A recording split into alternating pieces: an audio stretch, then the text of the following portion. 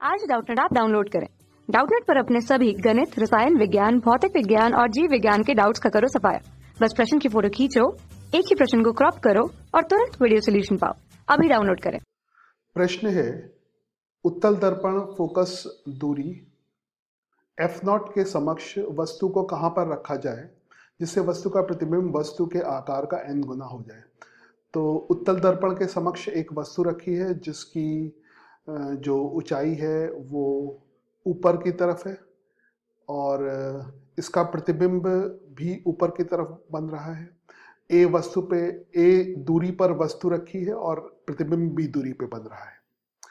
तो प्रतिबिंब बनाने के लिए जो हमने किरण आरेख का प्रयोग किया है वो कुछ ऐसे है। यहाँ से प्रकाश की किरण जा रही है ऊपरी बिंदु से और परावर्तन के पश्चात फोकस से आती हुई प्रतीत हो रही है और दूसरी प्रकाश की किरण परावर्तन के नियमों को पालन करते हुए ऐसे आ रही है। तो इनको यदि पीछे मिलाएंगे, बढ़ाएंगे तो ये यहाँ पर मिलेंगी। तो इस वस्तु का आभासी प्रतिबिंब इस स्थिति पर बन जाएगा। तो वस्तु की स्थिति A है और प्रतिबिंब की स्थिति B है। प्रश्नानुसार हमें A का जो मान है वो फोकस दूरी और n के पदों में निकालना है। फोकस दूरी यहाँ पर f0 दे रखी है और n का पद n है। तो दूसरी बात, यहाँ पर जो प्रतिबिंब की ऊंचाई होगी वो हमेशा वस्तु की ऊंचाई से छोटी होगी, इसलिए जो n का मान है वो सदैव 1 से कम होगा। तो सर्वप्रथम हम इसमें सूत्र लगाएं, प्रतिबिंब की ऊंचाई बटे वस्तु की ऊंचाई बराबर माइनस v अपॉन u, ये सूत्र होता है। प्रतिबिंब की ऊंचाई और वस्तु की ऊंचाई एक ही दिशा में है और ये n गुना है, मगर n का जो मान है वो 1 से कम है। तो यहाँ पर हम n रख दें और v और u का मान हमने यहाँ पर a और b ले लिए हैं। a और b के संख्यात्मक मान हमें नहीं पता है मगर ये निश्चित होंगे, इसलिए हमने इनको नियत लिया है। तो b की जगह यहाँ पर धन b हो जाएगा, क्योंकि जो चिन्ह परिपाटी है उसके अनुसार क्या होगा, सारी दूरियां हम पोल से नापेंगे। तो पोल से प्रकाश किरण की दिशा में जो दूरी होगी वो धनात्मक होगी, तो ये दूरी धनात्मक होगी और प्रकाश किरण की विपरीत दिशा में जो दूरी होगी वो ऋणात्मक होगी। तो इसमें फिर v का मान हम रखेंगे, वो हो जाएगा धन b और u का जो मान है वो हो जाएगा ऋण a। तो इसको जब हल करेंगे तो b का जो मान है वो a का n गुना आ जाएगा। तो ये b का मान a का n गुना हो गया। अब हमें निकालना तो क्या है, a का मान f0 और n के पदों में।